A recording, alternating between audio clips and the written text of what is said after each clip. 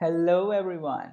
Welcome to the Layman Way, where we are completing fundamentals of physical geography. And this lecture is a part of my 2 months geography course program to help you one step closer to your goal. And guys, this program is all free, so don't forget to smash that like button, subscribe, and also turn on the notifications. Alright, if you want to view our full course, you can always click on the I button in the top right corner and view our full playlist. And guys, if you are following this program, do not forget to leave a comment down below about your progress in the course, guys, so that we can motivate one another. And let's get started. Last lecture में हमने sea floor spreading का video देखा था कि हमने हमने ये देखा था कि एक्चुअली में मैग्मा कैसे ऊपर आता है और प्लेट्स कैसे टकरा के बनती हैं और उसकी वजह से वॉल्केनोज कैसे बनते हैं, राइट। अब हम ये देखेंगे कि ये जो ओशियन प्लेट है ना, जो ओशियन प्लेट है, आज हम उसको देखेंगे कि ओशियन का जो फ्लोर है, जो ओशियन की प्लेट हम बात कर रहे हैं, उसके फीचर्स क्या हैं। मतलब समझ रहे हो, उसमें कुछ कुछ चीज़ें बनती रहती हैं, टूटती रहती हैं, तो हम उसका टर्मिनोलॉजी पढ़ेंगे बेसिकली। और ये पूछ भी लेते हैं एमसीक्यू में, बहुत ही सिंपल है, ठीक है। तो ये देखो, ये है हमारा ओशन का नीचे का प्लेट और इसके ऊपर ओशन है। बेसिकली ये रॉक का प्लेट है और ऊपर ओशन है। तो जो हमने पिछले वीडियो में देखा था कि जो प्लेट टकरा रही थी वो ये प्लेट थी, ठीक है।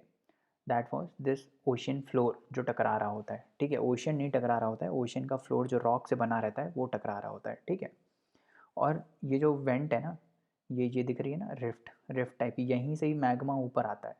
यहीं से ही मैग्मा ऊपर आके इधर जाता है, इधर जाता है, ठीक है, इधर जाता है, इधर जाता है, इधर जाता है, इधर जाता है, ठीक है। तो over the period of time क्या होता है, देखो अब ये मैग्मा ऊपर आया, इधर कूल हो गया, इधर आया, इधर कूल हो गया, और हमने देखा था कि ये फिर इधर मूव करता है, ये इधर मूव करता है ना। तो ये जो कूल होता रहता है ना इधर, ये जो इधर कूल होता रहता है, तो इसकी वजह से एक लावा का माउंटेन टाइप बन जाता है अंदर अंदर अंदर अंदर अंदर। तो ये देखो ऐसे ऐसे बन जाता है। इसको हम बोलते हैं रिजेस, ठीक है। इसको हम क्या बोलते हैं, फिर से बताओ, इसको क्या बोलते हैं, रिज। रिज मतलब कुछ उठा हुआ पार्ट, बेसिकली कोई उठा हुआ पार्ट। उठा हुआ पार्ट क्यों बनता है उठा हुआ पार्ट क्यों बनता है, क्योंकि लावा आता है, लावा कूल डाउन करता है। Over the period of time lava की लेयर्स एक के ऊपर एक के ऊपर एक कूल होने लगती हैं, ठीक है। तो उसकी वजह से एक रिज बन जाता है। रिज मतलब एक बम्प बन जाता है, जिसको एक माउंटेन, स्मॉल मिनी माउंटेन बोल सकते हो आप, ठीक है, ओशन के फ्लोर पे, उसको हम बोलते हैं रिज। और ये जो गैप है ना, इसको हम बोलते हैं रिफ्ट वैली, ठीक है। अभी हम देखेंगे कि जो अटलांटिक ओशन में जब ये सेम चीज़ होती है, ठीक है, तो उसको हम बोल देते हैं mid ocean ridge. Mid ocean ridge इसलिए बोल देते हैं क्योंकि वो ओशन के जस्ट मिडिल में रहती है। मिडिल में इसलिए रहती है क्योंकि जब लावा आता है तो आधा इधर फ्लो करता है, आधा इधर फ्लो करता है, तो हमेशा यहाँ से और यहाँ से लगभग लगभग सेम मिडिल में रहता है, तो इसीलिए हम उसको बोलते हैं मिड ओशन रिज। तो अगर अगर आप देखोगे ना, यहाँ पे अपना अमेरिका है, रुक जाओ, यहाँ पे यहाँ पे फॉर एग्जांपल लेट्स से इधर इधर हमारा अमेरिका है, ठीक है, इधर हमारा अटलांटिक ओशन है, ठीक है। फिर इधर इधर हमारा यूरोप आ जाता है, और इधर अपना वो आ जाता है, अफ्रीका आ जाता है, ठीक है। तो ये जो बीच में अटलांटिक ओशन है ना, इसके बीच में रहती है ये मिड ओशनियनिक रिज, ठीक है, क्योंकि यहाँ से और यहाँ से बराबर डिस्टेंस पे रहती है ये, ठीक है। तो ये पूरा ओशियन है, ये यहाँ पे बीच में पूरा ओशियन है, और इसका फ्लोर होगा ओशियन का फ्लोर, और उसके ओशियन के फ्लोर का जो बीच वाला लाइन है, जहाँ से ये बन बन रहा है डे बाय डे, उसको हम बोलते हैं मिड ओशन रिज, क्योंकि वो उठा हुआ पार्ट है, ठीक है। ये देखो ऐसे उठा हुआ है ना, उठा हुआ थोड़ा सा, तो उसको हम बोलते हैं मिड ओशन रिज। अब देखो, अब कुछ कुछ माउंटेन्स बहुत बड़े हो जाते हैं अंदर, ठीक है, इतने बड़े हो जाते हैं कि सी फ्लोर के नीचे से ये सर वाटर की सरफेस के ऊपर तक प्रोजेक्ट होने लगते हैं, ठीक है। तो अब उनमें ही देखो, अब उनमें ही अगर उन्हीं को ही हम बोलते हैं सी माउंट। सी माउंट क्यों बोलते हैं, क्योंकि सी के माउंटेन्स हैं वो, सिंपल है ना, सी माउंट, सी के माउंटेन्स को हम बोलते हैं सी माउंट, क्योंकि ये लावा की वजह से एक माउंटेन टाइप स्ट्रक्चर बन जाता है, हमने बताया था ना, उसको हम बोलते हैं सी माउंट। अब देखो, अभी तो ये माउंटेन है, मतलब माउंटेन कैसा बनता है, माउंटेन ऐसा बनता है, एक पीक टाइप का होता है ना, उठा हुआ पीक टाइप का होता है, उसको हम बोल देते हैं सी माउंट। अगर यही सेम चीज़, ठीक है, अगर यही सेम चीज़ कोनिकल ना होकर ट्रेपीजियम टाइप की होती, मतलब ऐसे होती, मान लो ये ऐसे, ऐसे सीधा, और फिर ये ऐसे, मान लो यहीं पे कोई ऐसा स्ट्रक्चर होता जो ऐसे होता, ठीक है, तो इसको हम बोलते थे ग्यूयोत।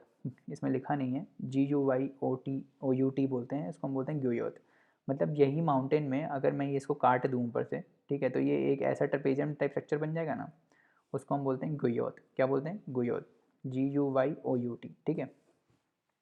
अब यही सेम माउंटेन ऊपर प्रोजेक्ट भी हो जाते हैं, ठीक है। और हमने देखा था, याद है कि जब ये ओशन प्लेट टकराती है तो लावा बनता है, लावा बनता है तो नीचे से लावा ऊपर आता है और फिर एज अ वॉल्केनो फटता है।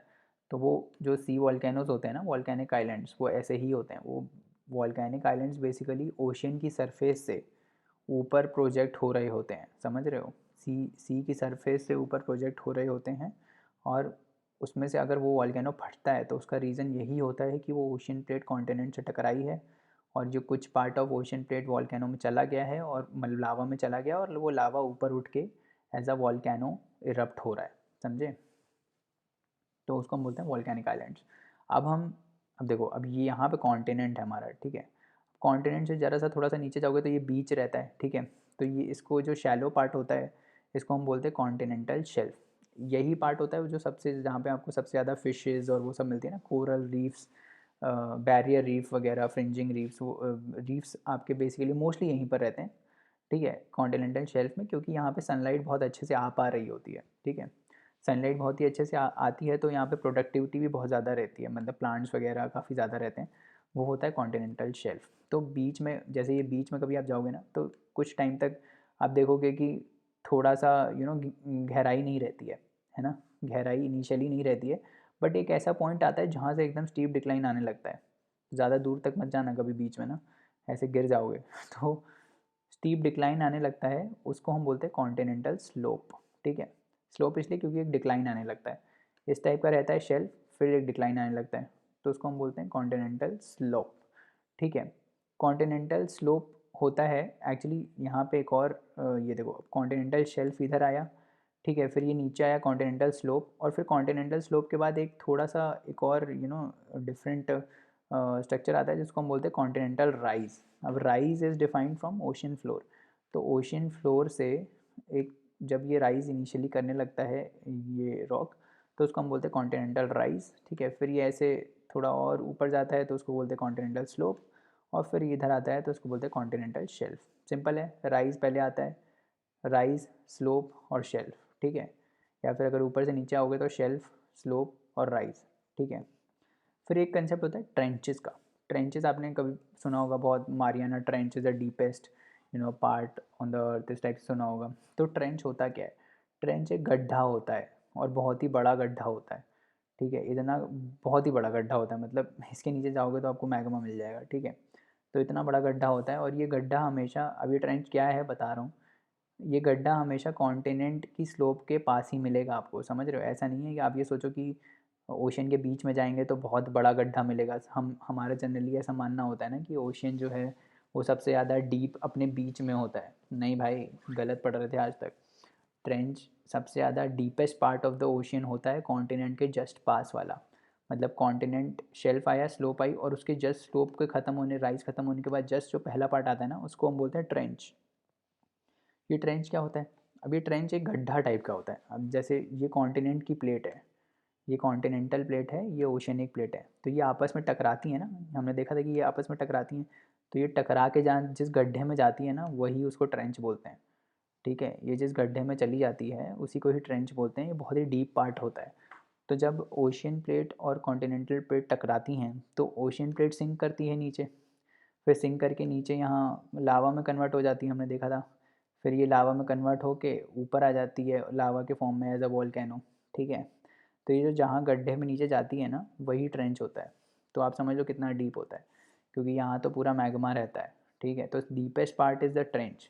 ओशन में अगर तुमसे पूछे कि कोई डीपेस्ट पार्ट क्या है, तो वो है ट्रेंच। और ट्रेंच कहाँ मिलता है? हमेशा कॉन्टिनेंट और ओशन के टकराने वाली बाउंड्री पे मिलता है, that is what is called trench, ठीक है।